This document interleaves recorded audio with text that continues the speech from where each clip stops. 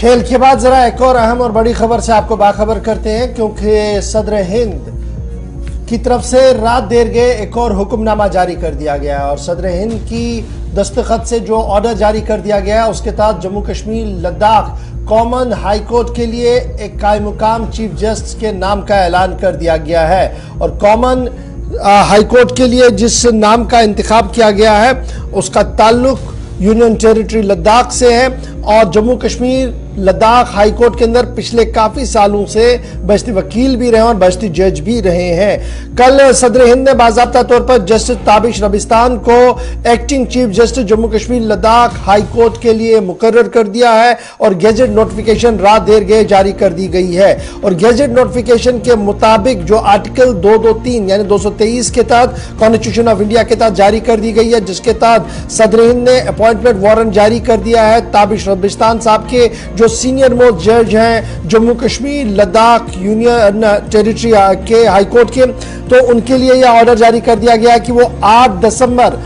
से यानी कल से बाज़ाब्ता तौर पर एक्टिंग चीफ जस्टिस के तौर पर काम करेंगे। मौजूदा जस्टिस अली मोहम्मद मागरे साहब जो हैं chief justice Jammu Kashmir Ladakh high court, उनकी मियाद मुलाजमत 8 तारीख को मुकम्मल हो रही है और 8 तारीख से बाज़ाब्ता तौर पर वहां पर जस्टिस रबिस्तान साहब जो हैं वो अब कायम मुकाम चीफ जस्टिस की हैसियत से अपना कामकाज निभाएंगे। जस्टिस रबिस्तान का ताल्लुक जो है वो यूनियन टेरिटरी लद्दाख से है और उन्होंने बाज़ाब्ता तौर पर 6 मार्च 1990 में बार काउंसिल जम्मू कश्मीर के अंदर अपनी प्रैक्टिसेस का इंदराज करवाया और हाई कोर्ट में बाज़ाब्ता तौर पर प्रैक्टिसिंग वकील के तौर पर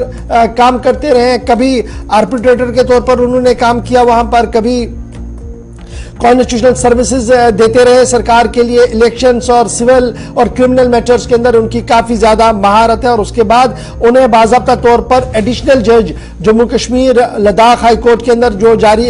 नोटिफिकेशन जारी हुआ था मार्च 2013 में, तो उनको एडिशनल जज की हैसियत से वहां पर रखा गया था। फिर 8 मार्च 2013 के बाद उन्हें बाज़ाब्ता तौर पर 2014 में मुकम्मल तौर पर परमानेंट जज के तौर पर रखा गया और तब से लेकर लगातार हाई कोर्ट के अंदर वो अपने फराइज और अपने खिदमात अंजाम दे रहे थे और अब जाकर वो एक्टिंग चीफ जस्टिस की हैसियत से कल से अपना कलमदान संभालेंगे। जहां जम्मू कश्मीर लद्दाख हाई कोर्ट के वकला की तरफ से उनका खैर मकदम किया गया है, वहीं पर लद्दाख यूनियन टेरिटरी के अंदर भी जश्न और खुशी का माहौल देखने को मिल रहा है। जी आसिफ,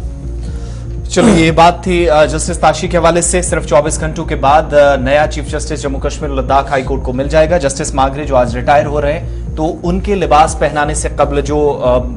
तैयारियां होती हैं वो पहले से चल रही थी, लेकिन अब बाकायदा जस्टिस ताशी रबिस्तान का नाम भी सामने आ गया है, तो कल वो जिम्मेदारी नई चीफ जस्टिस के तौर पर संभाल लेंगे। लद्दाख से इस पर रिएक्शंस भी आ रहे थे और इन सब पर बार एसोसिएशन की तरफ से भी मजीद क्या कुछ कहा गया है, एक छोटा सा साउंड बाइट अब तक।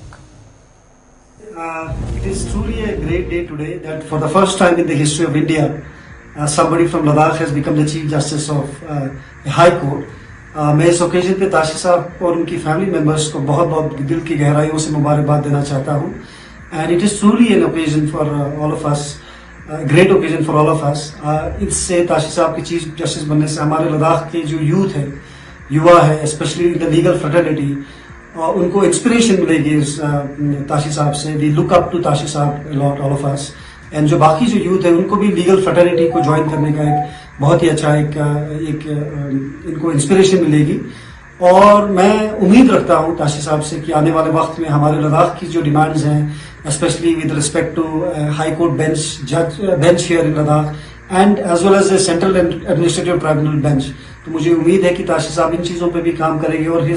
he'll truly be an asset, not just for Ladakh, but and